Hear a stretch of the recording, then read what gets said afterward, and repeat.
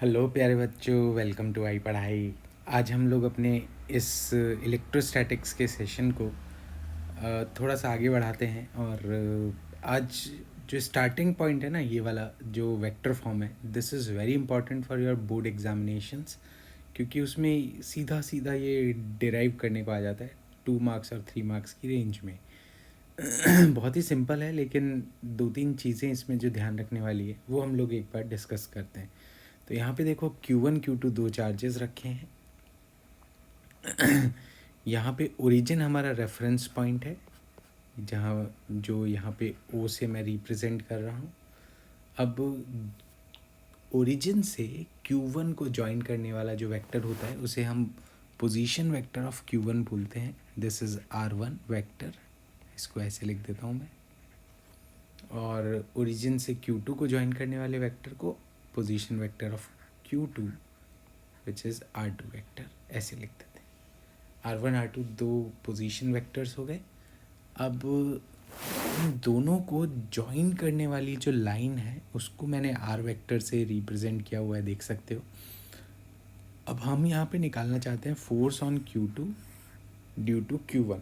तो देखो, दोनों चार्जेस अगर सेम नेचर के हैं तो force on Q2 due to Q1 is a repulsive force. इस तरह से आएगा F21, और इसकी जो डायरेक्शन है वो आर वेक्टर की डायरेक्शन में ही होगी। आर वेक्टर क्या है? Q1 से Q2 को ज्वाइन करने वाला वेक्टर आर वेक्टर है। तो अगर मैं आर वेक्टर की डायरेक्शन को और F21 की डायरेक्शन को एक ले रहा हूँ तो मैं फोर्स कैसे लिख सकता हूँ? देखो, force vector F21 vector is magnitude of F21 into its direction F21 cap. Vector मतलब magnitude into direction, this is a vector quantity. अब देखो, हम ये जानते हैं कि F21 की जो डायरेक्शन है वही आर कैप की डायरेक्शन है, जहाँ पे आर कैप का मतलब unit vector joining unit vector in direction of R vector.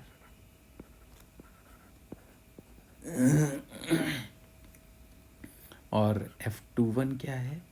F21 है K Q1 Q2 by magnitude of are का होल स्क्वायर। अब इसका मतलब हो गया F21 वेक्टर को हम लिख सकते हैं K Q1 Q2 divided by magnitude of are का whole square into r cap. This is how we can write force vector. अब यहाँ पे हम R1 R2 R वेक्टर ये कैसे निकालेंगे? देखो, ये मान लो कि हमारे पास x1 y1 कोऑर्डिनेट है, ये मान लेते हैं हमारे पास x2 y2 कोऑर्डिनेट है। तो व्हाट इज़ R1 वेक्टर? तो ये हो गया x1 i cap plus y1 j cap. What is R2 vector? It is x2 i cap plus y2 j cap.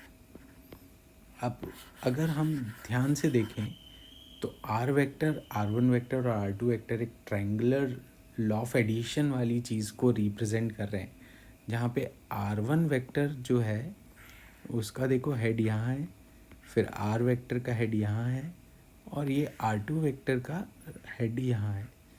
तो अगर ये दोनों ट्रायंगल की दो साइड्स एक ऑर्डर में कनेक्टेड है तो ये उसका रिजल्टेंट है। तो मैं लिख सकता हूँ R1 vector plus r vector must be equal to R2 vector. तो position vector of Q2 is R2 minus R1।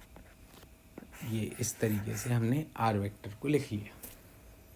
अब आर वेक्टर आराम से आ जाएगा क्योंकि R1 R2 हमें पता है यहाँ से, और फिर उसका मैग्नीट्यूड आ जाएगा और उसका यूनिट वेक्टर आ जाएगा।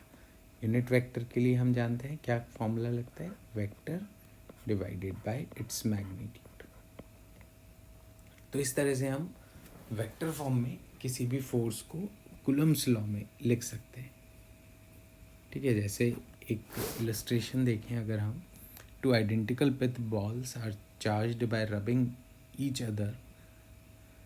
बहुत ही इम्पॉर्टेंट पार्ट इसका ये है कि हमने दो बॉल्स को चार्ज किया एक दूसरे से रब करके,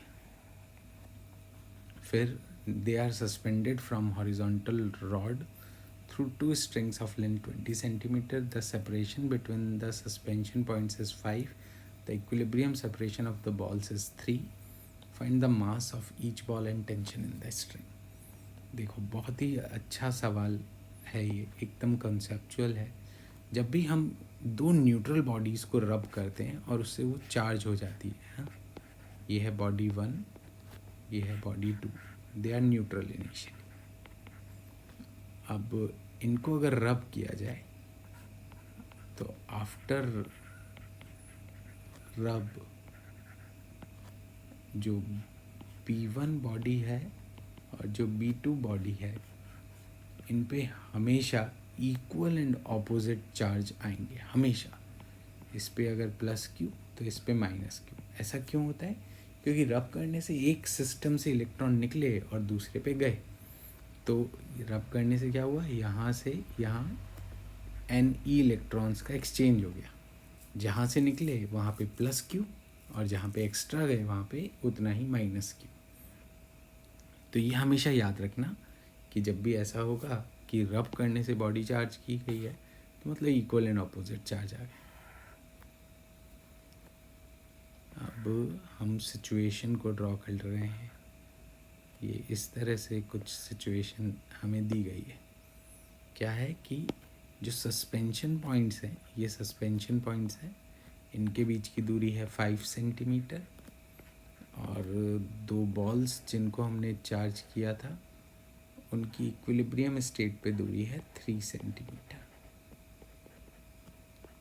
हम जान गए हैं कि इस पे प्लस क्यू होगा तो इस पे माइनस क्यू, उल्टा भी हो सकता है, बट जो भी है इस तरह से है। Find the mass of each ball and tension in the string. अब इसका FBD बनाएंगे। देखो यहाँ पे टेंशन T होगा, सिमेट्रिकली पोजीशन अलाइंड है तो ये भी T ही होगा।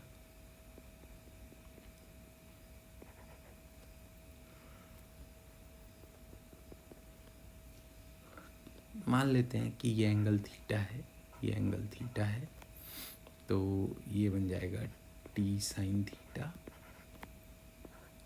ये बन जाएगा T cos theta. Downward direction में इसका वेट होगा mg। इसका FBD बन गया है ना। अब FBD को सॉल्व करने के लिए देखो T sine theta is equals to mg and T cos theta is equals to K Q by 0.03 का स्क्वायर, क्योंकि इक्विलिब्रियम पॉइंट पे उनके बीच की दूरी 3 सेंटीमीटर है। अब अगर हम ये देखें कि टेन थीटा क्या है,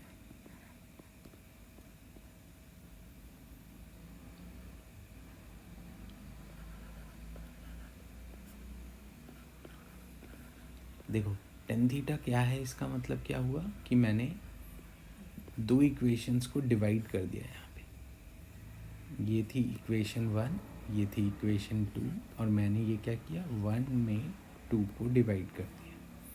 अब ऐसा करने से क्या होगा, T से T कट जाएगा लेफ्ट हैंड साइड में और टेन थीटा बचेगा और राइट हैंड साइड में ये बच गया।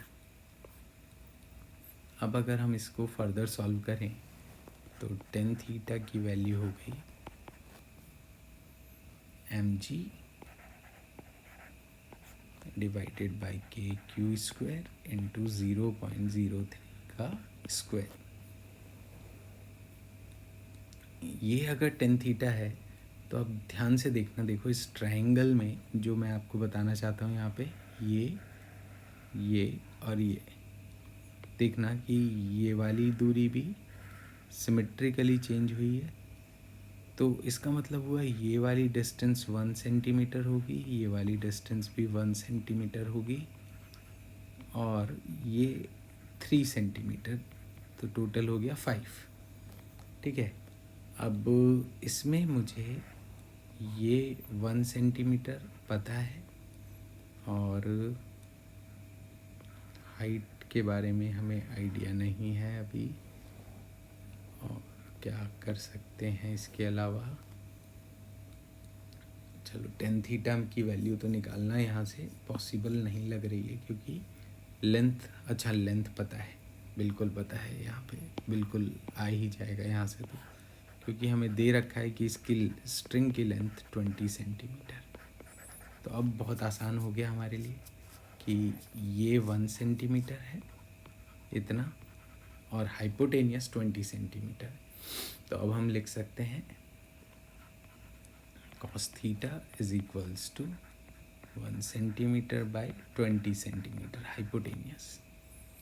ठीक है, cos थीटा आ गया तो sin थीटा भी आ जाएगा यहाँ से, root of 1 minus 1 upon 400 which means root of 399 divided by 20। अब cos थीटा sin थीटा से हम tan थीटा लिख सकते हैं, root of 399 divided by 1 must be equal to mg into 0.03 whole square divided by KQ square. देखो एक तो इसमें m अननोन, एक q अननोन, दो चीज़ें अननोन है, बाकी सब हम जानते हैं।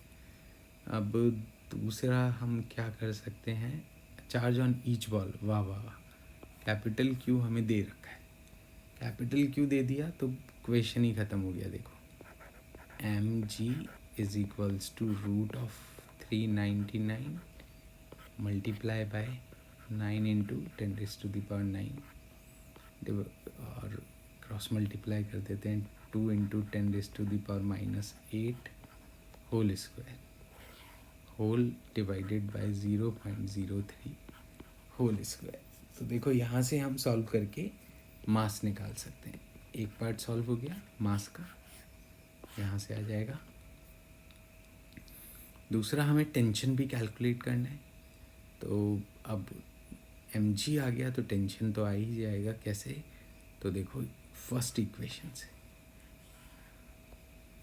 तो from equation 1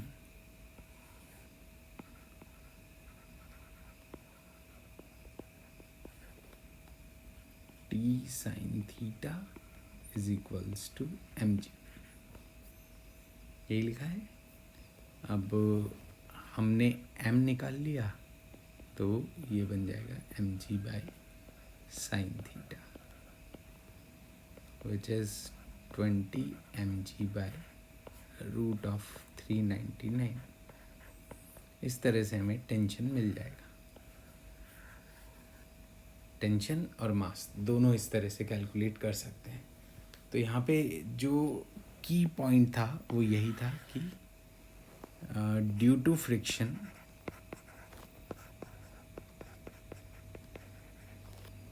if bodies get charged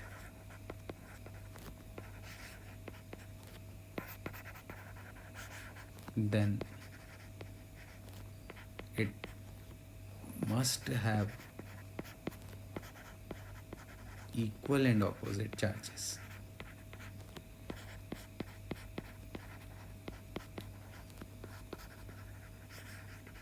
ठीक है, फ्रिक्शन की वजह से अगर कोई बॉडी को चार्ज मिलेगा तो वो हमेशा इक्वल एंड ऑपोजिट चार्जेस की फॉर्म में रहेगा।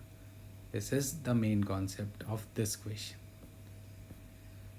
चलो एक क्वेश्चन और करते हैं कि ये भी बड़ा अच्छा क्वेश्चन है और आप देखोगे कि बहुत जगह आपको मिल जाएगा इस टाइप का क्वेश्चन। इसके लिए हम एक शॉर्ट ट्रिक फॉर्मूला भी डिराइव करेंगे एंड में।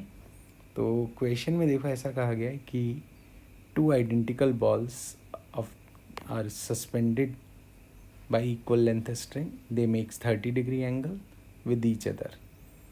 When suspended in the liquid, the angle remains same।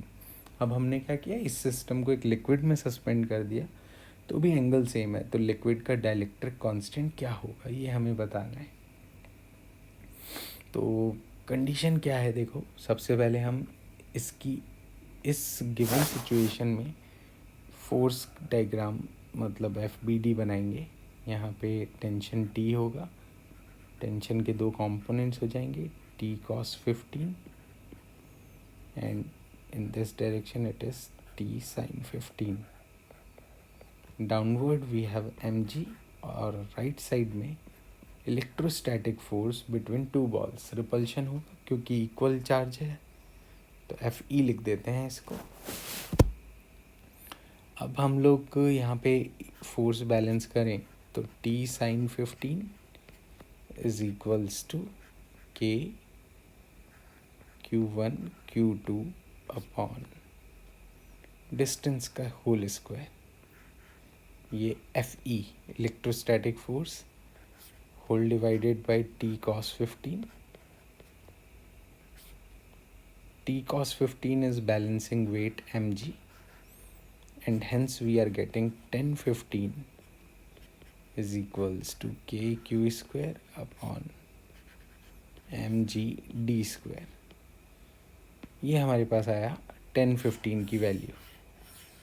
अब हमने यही सिस्टम को उठा के एक लिक्विड में डाल दिया, तो देखो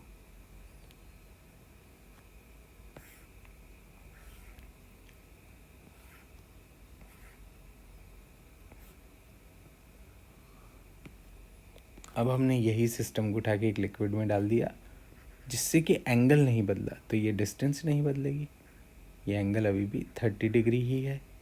लेकिन अब लिक्विड में फोर्स डायग्राम में कुछ कुछ चीज़ें बदल जाएगी. जैसे कि इस डायरेक्शन में टेंशन था, वो टी डैश मान लो, अब बदल के टी डैश हो गया. यहाँ पर एक बॉयंसी फोर्स आ जाएगा लिक्विड के अंदर, जिसको हम रो वी जी लिखेंगे. लिक्विड की डेंसिटी है ये, रो एल कर देता हूँ सबस्क्रिप्ट में. डाउनवर्ड डायरेक्शन में इसका वेट होगा एम जी, और राइट साइड में इसका इलेक्ट्रोस्टैटिक फोर्स भी बदल जाएगा, एफ ई डैश हो जाएगा. क्यों? क्योंकि electrostatic force depends upon medium. Medium बदल गया तो फोर्स भी बदल गया. और इसको हम डायरेक्टली लिखना चाहें तो it is F E by epsilon R, क्योंकि कितना बदला, एप्सिलॉन आर टाइम्स बदला. ये हमने अपने लास्ट सेशन में डिस्कस किया था. तो अगर किसी को कोई दिक्कत है इसको समझने में तो ज़रूर हमारा पिछला वीडियो देखें. अब यहाँ पर क्या होगा, तो यहाँ टेंशन टी डैश का कंपोनेंट आ जाएगा टी डैश कॉस 15, और यहाँ पर हमारे पास टी डैश साइन 15. ठीक है, एंगल नहीं बदला इसलिए ये किया. अब देखो वापस से फोर्स बैलेंस इक्वेशंस लिखते हैं. F E by epsilon R must be equal to T dash sine 15 and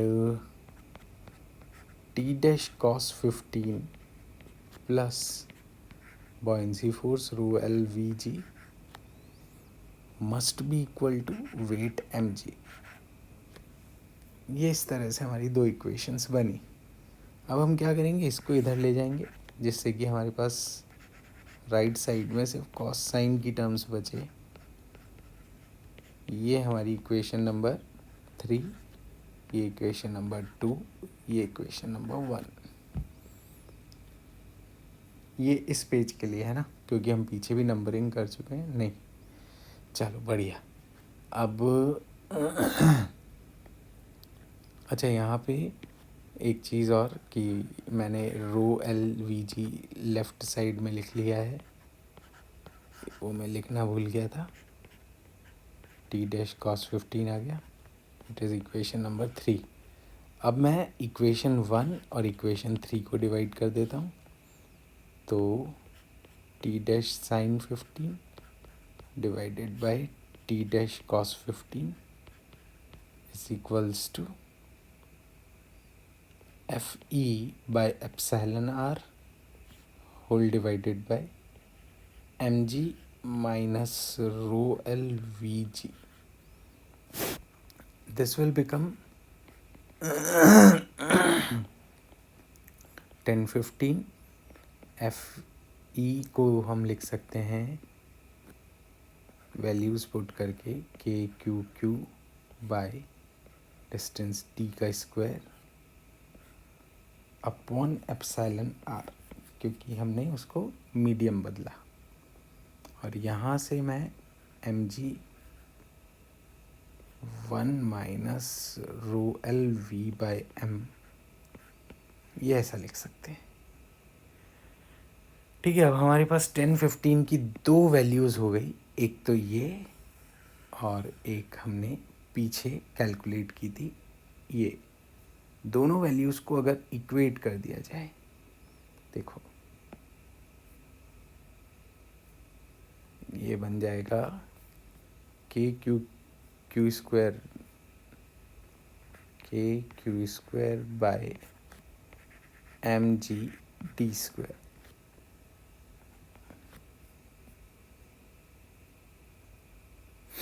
ये पहली वैल्यू, दूसरी वैल्यू है K Q square by D square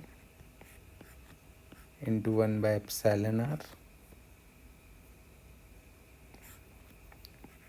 M G common 1 minus rho V by M. ठीक है, अब देखो क्या क्या कैंसिल आउट हो रहा है। के क्यू स्क्वायर से K Q square, D square से डी स्क्वायर, एम जी से एम जी।